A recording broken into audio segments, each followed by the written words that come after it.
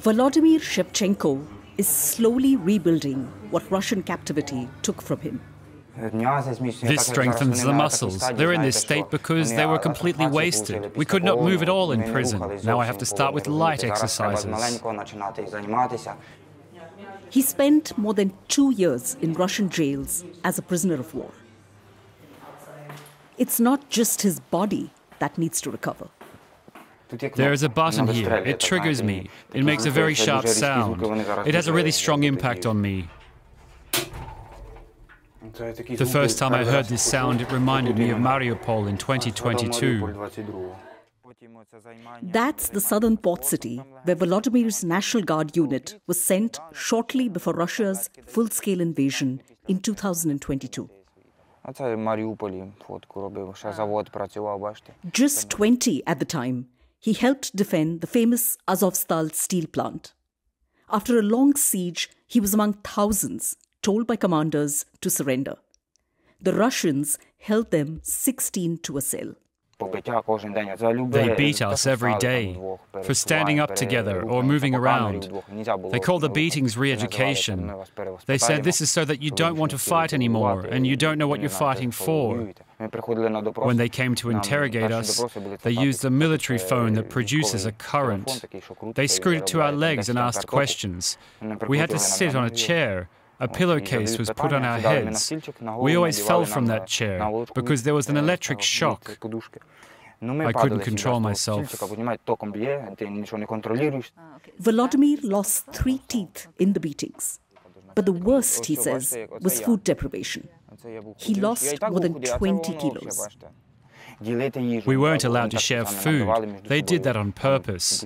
There were 16 of us, and they'd give us 10 pieces of bread. We were punished if we shared. They wanted to make us fight amongst ourselves by not giving us enough food. We all used to sweep up the crumbs. Volodymyr says living with fellow Ukrainians kept him sane. Among us were construction workers. There were some car enthusiasts. We thought of some topic and talked every day. I said, guys, don't close yourself off. After more than a year, they suddenly received a few books. There was Mark Twain. There was Jack London among the authors. I really liked Dumas.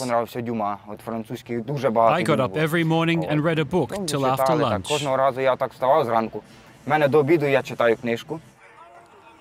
June 25th this year, he finally got back to Ukraine as part of a prisoner swap. A huge relief. But reintegrating has been challenging.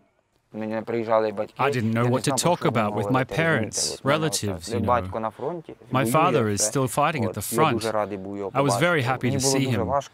I didn't know how to wash, brush my teeth, wash my hair. Everything kept falling out of my hands. How to make a bed. It was very difficult for me. We were used to doing everything so quickly. If we did it slowly, we would be beaten, you see.